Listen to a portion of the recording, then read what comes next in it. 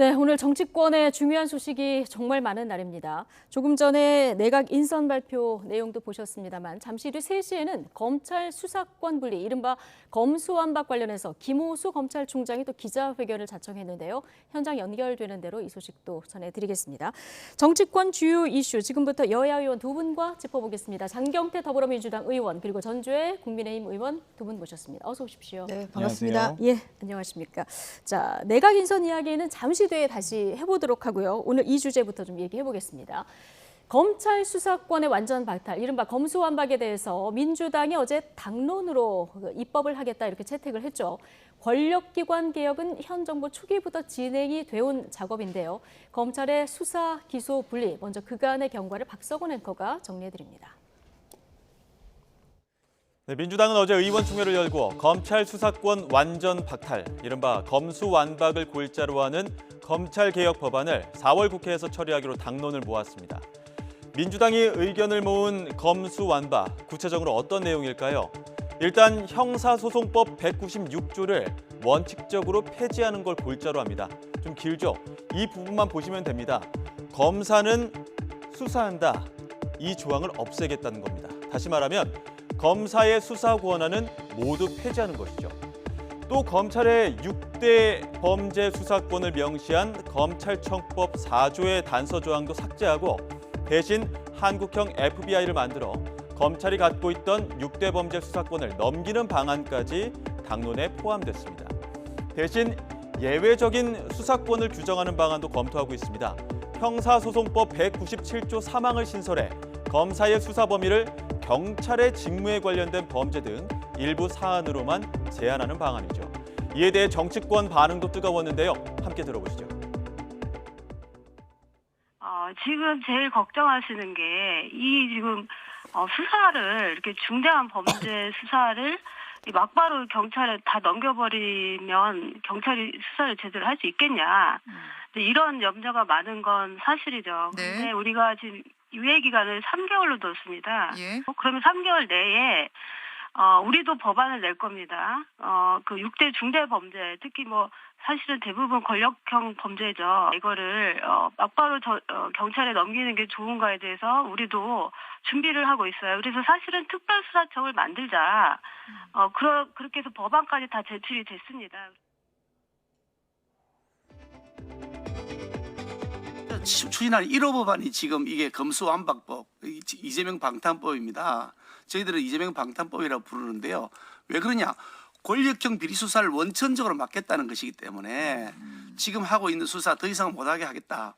뭐가 그렇게 구린 데가 많아가지고 그렇게 민생은 뒷전이고 지금 국민들이 민생이 지금 급해서 야단인데 대선에서 지자마자 1호 법안으로 이걸 추진하려 하느냐. 네, 여야의 입장차가 첨예하죠. 검찰의 권력을 축소해야 한다는 의견은 이미 현 정부 초기부터 계속 논의되어 왔습니다.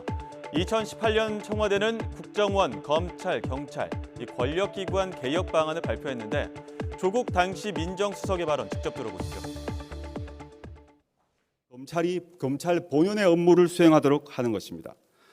분리분산 방침은 첫째 수사권 조정, 둘째 고위공직자 수사의 이관, 셋째 직접 수사의 축소, 이미 검찰이 잘하고 있는 특수수사 등에 한하여 검찰의 직접 수사를 인정하는 것입니다. 이러한 권력기관 개혁 방안을 통해 지난해 검찰의 직접 수사 범위는 6대 중대범죄로 축소됐고 경찰에 대한 검찰의 수사 지휘권도 폐지됐습니다. 그리고 1년 뒤에 민주당은 검찰에 남겨두었던 6대 범죄에 대한 수사권도 폐지하겠다고 당론을 밝힌 상황인데요. 현 정부 임기가 한 달도 남지 않은 상황에서 검수완박은 모든 이슈를 빨아들이는 전국의 블랙홀이 되고 있습니다. 네, 자 박석원 앵커 리포트 보고 오셨는데요. 자, 그러니까 지금 예외 조항으로 검찰이 경찰과 공수처 관련 범죄만 수사할 수 있도록 하고요. 지금 검찰이 수사할 수 있는 거는 헌법 조항, 검찰청법 조항을 모두 삭제하겠다. 자, 이런 방침이 지금 정해진 건데요. 어제 신중론도 좀 나왔습니다만은 수사와 기소 완전 분리해야 된다. 이 당론으로 채택하는 데까지는 압도적으로 의견이 많았습니까? 아무래도 수사 기소 분리에 대한 공감대는 충분히 형성되어 있던 과정이었고요. 저희가 21대 총선 당시에도 이 검찰 정상화에 대한 여러 약속을 해왔습니다. 그리고 2년여가 시간이 지났기 때문에 그 부분에 대한 여러 의총 과정에서 소위 이 약속 입법을 해야 된다. 이제는 더 이상 개혁이 아닌 약속을 지키는 입법. 그리고 또 한편으로는 이제 상반기 의회가 국회가 이제 마지막 마무리를 하고요. 하반기 원구성부터 해서 뭐 법사위 아마 그 부분도 예. 논쟁이 있겠지만 여러 가지 하반기 국회를 또 준비하는 과정에서 네. 상반기에 약속했던 법안들을 마무리하는 차원에서 네. 저희가 논의를 했습니다. 예, 그런데 뭐 정의당과 시민단체에서도 좀 너무 빠르게 진행하는 거 아니냐 이런 비판들도 나오고 있는 상황인데 조금 전 이제 약속 차원이다 말씀을 하셨는데 조금 전에 조국 당시 민정수석의 얘기를 들었을 때 처음에 권력기관 개혁을 한다고 했을 때 검찰이 잘하고 있는 특수수사는 인정한다 이 발언이 있었었거든요. 근데 지금 이제 완전히 없애는 이런 법안을 지금 처리하는 이유는 어디에 있을까요? 아무래도 검찰이 이제는 수사와 기소 모두 하는, 그러니까 소위 준사법기관이라고 본인들도 스스로 얘기하게 하시는데요. 스스로 수사도 하고 또 그게 유죄가 있는지 혐의가 있는지 없는지 인정해서 기소까지 네. 하는, 시험 출제자가 시험까지 보고 평가까지 하는 경우이기 때문에 이제는 그런 부분들을 수사 기소를 분리하고 검찰이 기소 전문 기관으로서 예. 뭐 정상화라고 굳이 표현도 안 하겠습니다. 오히려 전문하다 이렇게 예. 보시면 될 것 같고요. 뭐 시간은 저희가 2년간 충분히 여야가 함께 합의할 수 있는 시간도 드렸고요. 네. 2017년 당시 대선부터 2018년 개헌 발의까지 예. 그리고 2022년에 이르기까지 예. 충분한 논의가 있었다고 생각합니다. 예, 자 전주혜 의원님, 네. 민주당에서는 검찰의 수사권 박탈이라기보다는 검찰의 정상화다 이렇게 얘기하고 있거든요. 네. 어떤 의견이십니까? 그 민주당이 이야기하는 뭐 검찰 수사의 정상화라는 건 결국은 우리 쪽 수사, 우리 편 수사를 계속 무력화하겠다. 그것을 의미하는 것 같습니다. 검찰 개혁의 최종적인 목표는 살아있는 권력도 수사하는 것이라고 생각합니다. 예. 그리고 정치적 중립성과 공정성 확립이 검찰 개혁의 최종 목표가 돼야 되는 것이죠. 그런데 이제 그동안에 정치인 출신의 박범계 추미애 법무부 장관 이후에 결국은 이제 검찰이 무력화돼서 권력 수사를 하는 그 예. 검사는 오히려 좌천이 되고 또한 이 수사를 뭉개는 검사는 오히려 영전이 되는 이러한 검찰의 정체화가 이루어졌습니다. 그래서 이 정권이 끝나는 요 무렵에 결국 다시 한번 이 검찰의 6대 수사권조차도 지금 뺏겠다는 것은 예. 결국은 우리 편 수사를 계속 뭉개자 이러한 의도로밖에 볼 수가 없습니다. 그리고 앞서 이제 나온 뭐 이런 예. 여러 가지 발언들을 볼 때 네. 사실 이것은 사회적 논의가 필요한 것이죠. 그래서 그러한 면에서도 이것은 졸속 처리할 것이 아니라 사회적 네. 공감대와 충분한 논의를 거쳐야 된다. 알겠습니다. 이렇게 주장하는 예. 바입니다. 전주혜 의원님, 지금 오늘 김호수 검찰총장도 전면으로 반기를 들면서 기자간담회를 자처했는데요. 지금 현장에서 발언이 시작된 것 같습니다. 가보시겠습니다. 그 헌법 12조 제3항은 검사의 영장 청구권을 규정하고 있습니다. 헌법에 영장 청구권이 있다는 건 대단히 중요한 의미가 있습니다. 인신의 자유와 관련된 거니까요. 그 영장 청구권은 당연히 수사권을 전제로 합니다. 강제 수사의 가장 대표적인 것이 영장에 의한 수사 아닙니까? 수사권이 없는데 어떻게 영장을 청구하겠습니까? 경찰이 수사권이 없으면 영장 신청할 수 있겠습니까? 기록만 보는 것도 수사가 아니냐라고 말할 수 있습니다. 기록을 보고 판단하는 것은 검사가 아니라 판사님들입니다. 심지어 판사님들도 법정에서 조사를 할 수가 있습니다. 그런데 수사를 못하게 하는 검사는 이연이죠. 그런 검사에 대해서 수사를 못하게 하는 법안이 있다면 그거는 당연히 이연이라고 생각합니다. 원래 재헌헌법의 영장 청구권자는 수사기관으로만 되어 있었습니다. 또 그 수사기관이 누구인지에 대한 규정은 없었습니다. 통상 검사와 사법경찰관이 수사기관이다 이렇게 보고 있는 거죠. 근데 4.19 혁명 이후 제5차 개헌 시 경찰의 영장 신청에 의한 인권 침해를 막는다는 차원에서 지금 헌법을 보시면 영장 청구권자는 검사로만 특정되어 있습니다. 즉 사법경찰관이라는 부분은 빠진 거죠. 그러니까 헌법에 나와 있는 수사기관은 검사입니다. 누가 헌법상 수사권을 갖고 있습니까?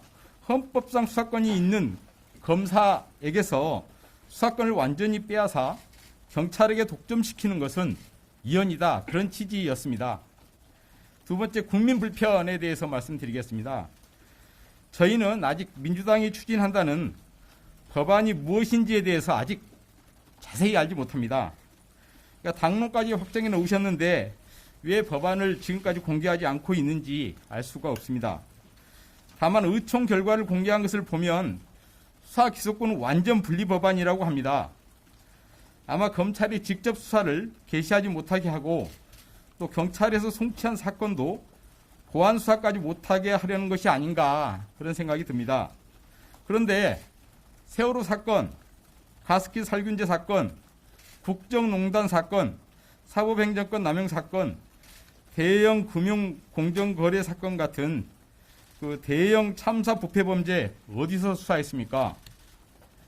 또 살인, 조폭, 마약, 성폭력 등 강력범죄, 또 보이스피싱, 보험사기, 분양사기범 등 민생범죄의 배후나 진범은 물론 경찰과 검찰이 협조해서 또는 검찰이 또 더 조사해서 밝히면 안 됩니까?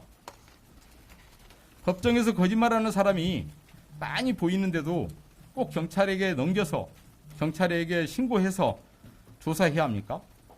또 수사 경험이 부족한 경찰 말고 특사경 분들이 있습니다. 그런 분들이 수사를 물어보면 경찰이 알아보라고 해야 됩니까?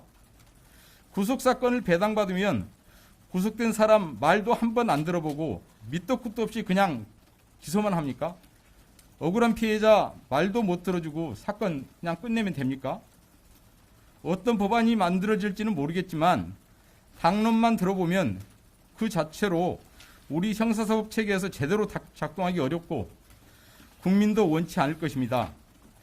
개정 형사사법 체계 안착이 절실하다는 점에 대해서 말씀드리겠습니다. 형사사법 체계를 전면 개편한 개정 형사사법이 시행된 지 이제 1년이 되었습니다. 새로운 형사사법 제도 시행으로 검찰, 경찰, 공수처, 법원, 법조계 모두 혼란스럽습니다. 저도 그 개정 과정에 있었으니까 그 내용을 잘 알고 있습니다. 사건 처리 절차가 복잡해져서 지금 사건 관계인들은 자기 사건이 어느 경찰서에 있는지 어느 검찰청, 어느 검사에게 있는지 잘 모르겠다고 합니다. 사건 처리도 너무 오래 끌고 있다고 합니다. 올해 작년 상반기까지 보안수사 요구된 사건 중 경찰에서 3개월 안에 이행된 것은 56%로 절반 정도였고요.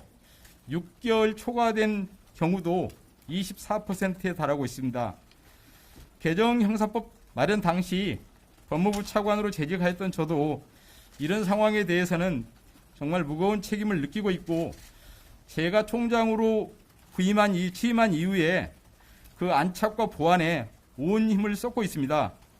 이 와중에 다시 형사법 체계를 전면적으로 고쳐 혼란만 일으킨다면 지금까지 검찰 개혁이란 대의를 내세워 해왔던 것이 무슨 의미가 있겠습니까? 대통령님께서는 2021년 법무부 업무보고 자리에서 바뀐 형사사법 구조로 인해서 국민들이 불편함을 느끼지 않도록 시행에 만전을 기하고 새로운 형사사법 절차 시행으로 국가의 범죄 대응 역량이 감소되지 않도록 유의하여 달라 이렇게 두 가지를 당부하신 바 있습니다. 검찰의 수사 기능을 폐지하는 시도가 과연 그러한 당부에 합당합니까? 왜 군사작전 하듯이 국민의 인신에 크게 영향을 미치는 그런 형사법 제도를 시한을 정해놓고 사흘 국회에서 처리한다느니 하시는 것인지 또 검찰은 무조건 수사를 못하게 하고 하시는 것인지 저희들로서는 이해가 가지 않고 받아들이기도 어렵습니다. 저뿐만 아니고 대통령님도 함께 책임을 지라는 뜻은 아니지 않습니까? 남은 절차에서 양식 있는 시민들의 목소리에 귀 기울이고 헌법과 민주주의 참된 정신을 지켜주시기를 모든 분들에게 간곡히 요청드립니다. 그 수사의 공정성, 중립성 확보 방안에 대해서 말씀을 드리겠습니다. 제가 총장으로 있습니다만 검찰 수사가 공정하지 못하고 특히 정치적인 사건에 있어서 더욱 공정성에 많은 지적을 받고 있다는 사실을 잘 알고 있습니다. 정치적인 사건 등 현안 사건에 있어서는 수사 착수, 강제 수사 여부, 사건 처리 등에 있어서 예부인들이 참여하는 방안을 적극적으로 강구하고 또 사건 관계인이 요청하면 수사심의위원회도 적극적으로 개최하고 또 기속력도 더욱 높이는 등 제도적인 보완 장치를 마련하도록 하겠습니다. 추가로 말씀드리자면 저는 오늘 정식으로 대통령님께 지금 현안과 관련해서 여당인 민주당에서 당론으로 확정한 검사 수사기능 전면 폐지 법안과 관련해서 면담을 요청하였습니다. 네, 감사합니다.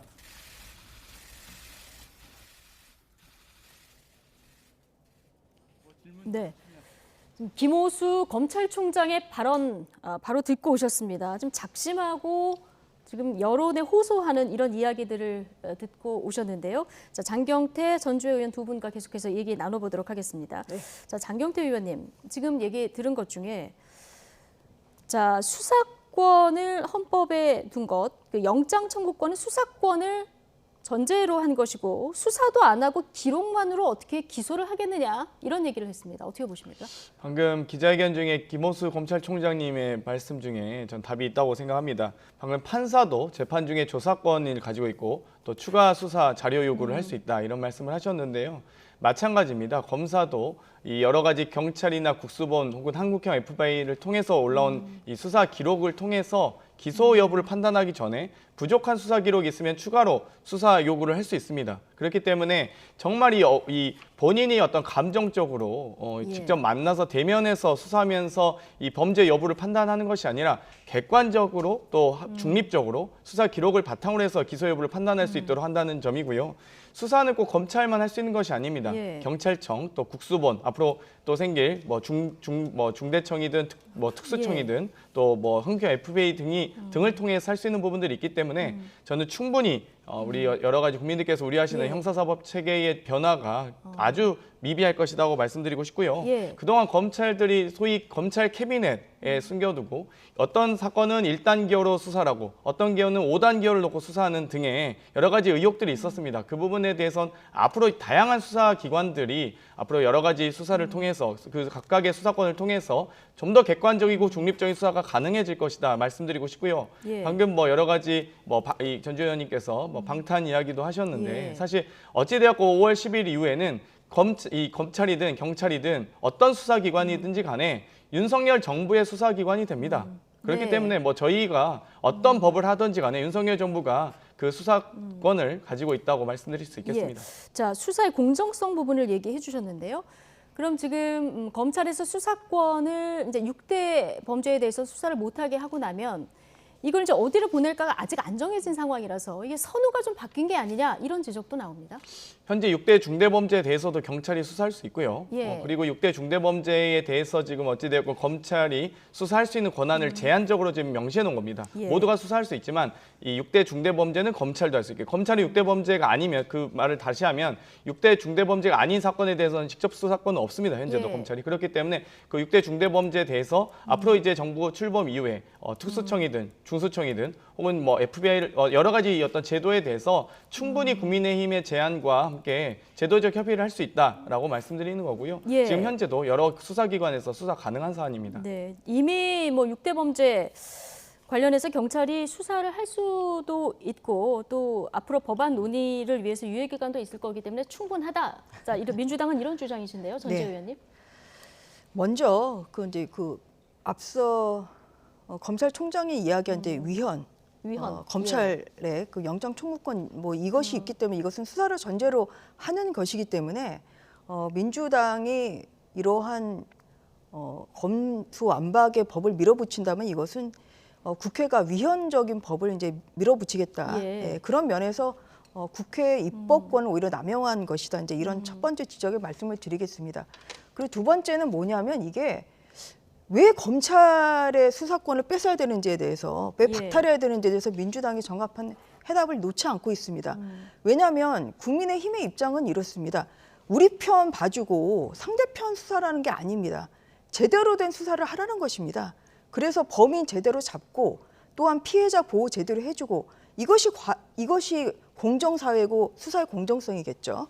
그런데 지금 검찰의 그 수사력이라는 것이 70년간 집적돼 왔습니다. 네. 그래서 이렇게 수사력을 가지고 있는 검찰의 수사권을 하루종일 박탈하는 것은 오히려 수사를 제대로 할 수가 없는 그러한 시스템으로 만드는 것이죠. 그래서 예. 그러한 면에서도 왜 검찰의 수사권을 꼭 박탈해야 되는지에 대한 충분한 해명이 되고 있지 않다 이런 지적의 말씀을 드리고 예. 제대로 된 수사를 하기 위해서는 오히려 검경이 협조하는 현재와 같은 그런 검경 수사권 조정이 오히려 정착할 수 있도록 노력해야 된다는 말씀을 드리겠습니다. 마지막으로 네. 유예 기간이에요. 그러니까 뭐냐면 민주당도 혼란스러운 걸 아는 거죠.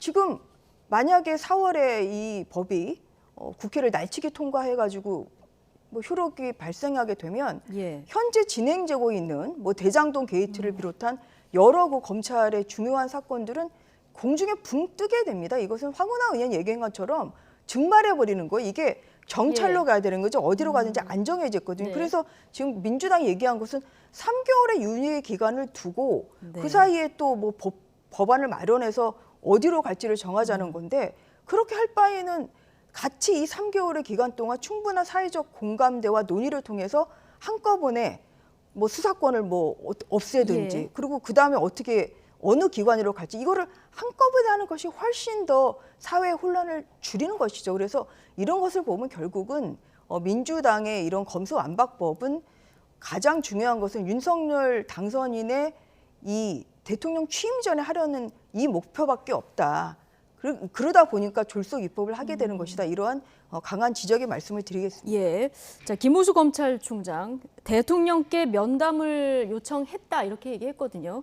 아마 거부권 행사해달라 이렇게 요청을 할 것 같은데요. 자, 문재인 대통령이 만약에 요청을 하게 되면 어떤 선택을 할 거라고 보십니까? 아마도 대통령께서는 입법부의 이 법안 처리 과정을 충분히 존중하시리라 보고요. 아마 김호수 검찰총장도 여러 가지 개인적 고뇌도 있을 거라고 생각합니다. 소위 이 수사권이 있는 마지막 검찰총장이 되기 싫은 부분도 있을 수 있고요. 네. 어찌되었건 저는 시험 출제자가 자기가 시험 출제를 해서 자기가 시험 성적표까지 받고 있는 검찰이 기소 전문기관이 된다고 해서 제대로 수사가 안 된다라는 말씀은 경찰의 수사권이나 국수본이나 앞으로 생겨날 여러 수사청에 대한 수사의 어떤 역할과 기능을 대단히 폄하한 발언이다라고 생각하고요. 네. 어찌되었건 수사 기소가 분리된다고 해서 그럼 검찰의 기소 기능이 약화됩니까? 그런 건 아니기 때문에 충분히 영장 청구권을 포함한 여러 이 검찰로서의 역할은 충분히 아마 수사 기소 권한, 소위 사정기관 중에서 가장 강력한 권한을 그럼에도 불구하고 가지고 있을 것이다 말씀드릴 수 있겠습니다. 예. 한 가지만 자, 좀 반론을 네네. 제기하면요. 그러니까 뭐냐면 이게 지금 검경 그 수사권 조정 이런 단계에서 뭐냐면 이 검찰의 수사권을 박탈한다는 게 민주당에서 처음부터 나온 건 아닙니다. 제가 법사위에서 잘 알고 있는데 예. 민주당 의원님들 얘기한 건 뭐냐면 검찰 내에도 수사검사와 기소검사를 따로 두자. 이게 그래가지고 수사 기소 분리라는 건 검찰 내에서 수사와 기소를 분리하자. 이 주장을 해오셨던 거예요. 그러다가 이게 이 김용민 의원이 이 검수완박법을 제출한 게 작년 2020년 12월 29일이거든요. 네. 바로 윤석열 당시 총장에 대한 이 징계 처분에 대한 행정법원의 집행정지 사건이 받아들여진 예. 바로 그 며칠 후에 냈어요. 그래서 이러한 시기와 방법을 보더라도 이것은 특정인을 겨냥을 하고 오히려 검찰이 미우니까 검찰의 그 수사권을 뺏겠다는 이러한 정치적 의도로밖에 볼 수가 네. 없는 것이고요.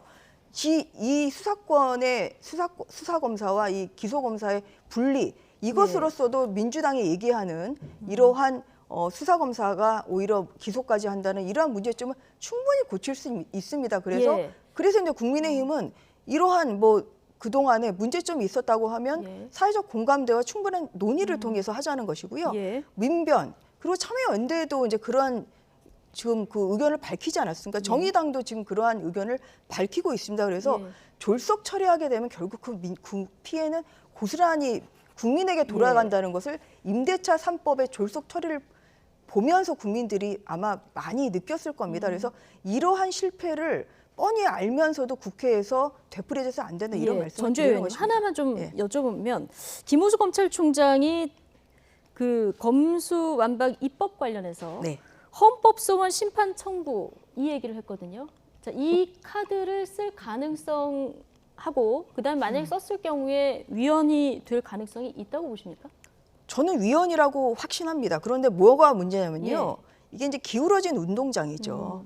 헌법재판소도 지금 친정권 코드 인사의 이 재판관이 다 다수를 차지하고 있기 때문에 이런 이제 집행정지, 이 헌법소원이 뭐 바로 빠른 시일 내에 결론이 나는 게 아니거든요. 예. 그렇기 때문에 법이 시행된 이후에 한참이 지난 다음에 이 결과가 나오게 되면 이것은 소잃고 외양간 고치는 예. 격이기 때문에 그것은 그렇게 즉각적인 그 시정 방법이라기보다는 뭐 오히려 좀 사후적으로 할 수 있는 것이라 네. 그런 방법도 물론 생각을 할 수 있겠지만 이제 그것보다는 뭐 대통령의 뭐 거부권 행사가 좀 예. 낫지 않냐. 그래서 이제 대통령 면담을 하려는 뭐 이러한 좀 생각을 가지신 걸로 알고 있습니다. 예, 장경태 의원님. 일단 민주당은 4월 입법 완료하겠다. 자, 이걸 목표로 하고 있는 상황인데 국민의힘 필리버스터를 통해서 이걸 막겠다 이런 입장이거든요. 그런데 제적의원 5분의 3이 찬성해야 필리버스터를 중단시킬 수 있는데 여긴 조금 모자라다 보니까 이게 회차 변경을 해서 그러니까 회기를 잘라서 처리를 하겠다 이런 그 전략 오늘 입장까지 좀 나왔었거든요. 민주당 의원 가운데. 뭐 여러 가지 네. 전략과 입장은 있을 수 있다고 보는데요. 어찌되었건 뭐 국민의힘이 반대하신 의견도 저는 존중해야 된다고 생각합니다. 그렇기 때문에 필리버스터를 포함한 여러 가지 의견에 존중하고요. 사실 좀 아쉬운 것은 이런 이 형사사법 체계에 대한 개편뿐만 아니라 네. 이 정말 정치 개혁과 어떤 혁신에 관련된 여러 가지 법도 있었습니다. 그런 법들도 하나도 지금 논의가 안 되고 있고요. 네. 작년 저희가 8월 말에 언론 개혁 관련된 언론 정상화 관련된 법안을 함께 합의 처리하자고 해놓고 예. 여야 지도부 간에 3개월의 유예를 두고 12월 말까지 처리하기로 했었습니다. 4개월의 유예를 뒀었네요. 그럼에도 불구하고 작년 말까지 여야 모두 약속을 지키지 못했습니다.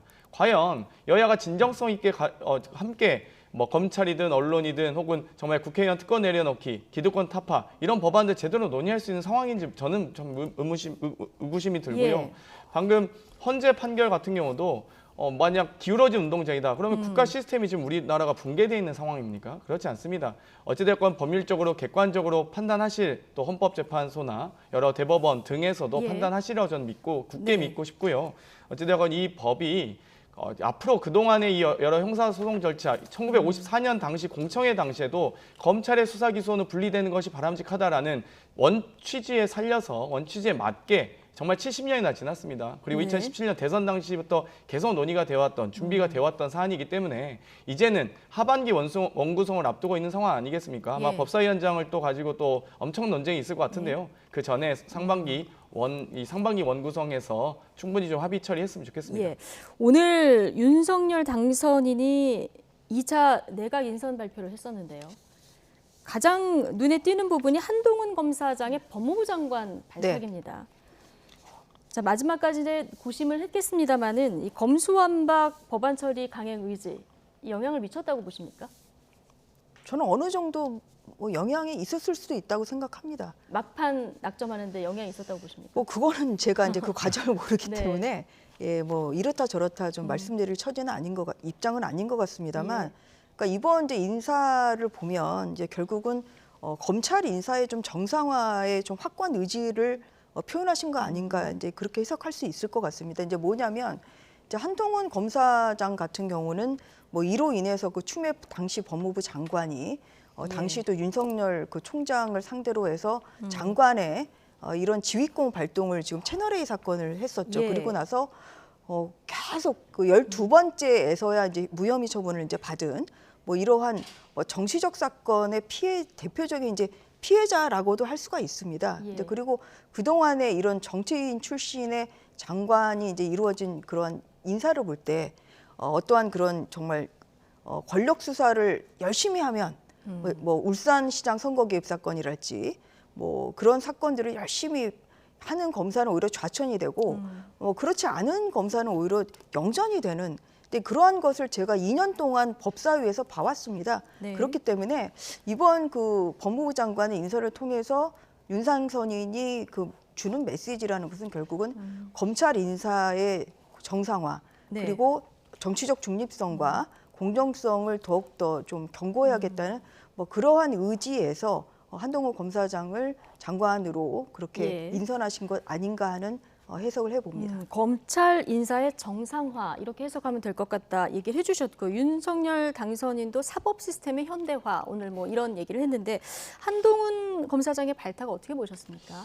명백히 측근 인사이고 또 줄 세우기 인사라고 생각을 합니다. 설마 했는데요. 민정수석실 폐지할 때 민정수석실의 기능 자체가 소위 공직자에 대한 검증, 또 대통령 친인척에 대한 비위 수사, 또 공직기강 등의 여러 가지 업무를 가지고 있습니다. 그런데 이 법무부 장관을 한동훈 검사장으로 임명하는 것 자체가 법무부는 여러 가지 검찰에 대한 인사권과 예산권 등을 포함한 법무행정 권한이 있습니다. 아마 모든 검찰 내에 소위 윤핵관 혹은 윤석열 코드가 담긴 검사들만 인사의 주요 보직에 인선하겠다라는 의지가 매우 담긴 거고요. 여러 그동안 이 검찰에 대한 이 검찰에게 뭐 법무부의 수사지휘권을 폐지하겠다, 뭐 예산 편성권을 주겠다. 국회도 국회도 예산 심의 권한이 있지 편성권을 갖고 있지 못합니다. 그런데도 불구하고 보다 더 강력한 예산 편성까지 얘기하셨는데 이제는 이 법무부 장관을 한동훈 검사장으로 임명함으로써 실질적인 코드 인사, 또 측근 인사 줄 세우기 하겠다라는 의지로 보여집니다. 예. 오늘 그 인선 가운데 또 하나 눈에 띄는 게 안철수계 사람이 하나도 안 보인다 이런 네. 평가가 나왔거든요. 네. 공동정부는 약속을 한 상황이고요. 지금 네. 안철수 위원장이 이제 인수위원장직을 열심히 수행하고 있는 이런 상황인데요. 앞으로 그럼 공동정부는 어떤 방향으로 지금 구성을 해나간다는 계획일까요? 뭐 아무래도 또 조금 더 이번 인선에 안철수 위원장 계라고 이제 볼 수 있는 추천으로 볼 수 있는 인사가 아직도 두 자리 오늘 장관 후보가 이제 모든 장관 후보 인선이 다 마무리되지 않았기 때문에 그 뭐 고용노동부 뭐 장관 같은 경우는 아직 이제 발표가 안 되고 이제 그런 상황이라 조금 더 그건 좀 지켜봐야 될 것 같습니다. 다만 조금 이 과정에서의 좀 잡음이 좀 이렇게 나고 있는 상황이라 좀 그러한 것은 뭐 바람직하진 않죠. 다만 공동 정부라는 게 물론 사람을 통해서도 할 수 있는 거겠지만 또한 방향을 같이 하고 또한 정책을 통해서도 충분히 할 수가 있는 것이기 때문에 이제 장관급 인사, 추가적인 이런 장관급 인사를 통해서도 좀 공동 정부의 모습을 만들어 갈 수도 있지 않을까 이렇게 생각해 봅니다. 어쨌든 이태규 의원이 지금 인수위원장직을 사퇴한 상황이라는 뭐 여러 가지 변수도 된 상황인데 국민의힘과 국민의당의 합당 문제는 어떻게 되는지도 궁금합니다. 이준석 대표 이야기 잠시 듣고 오시죠.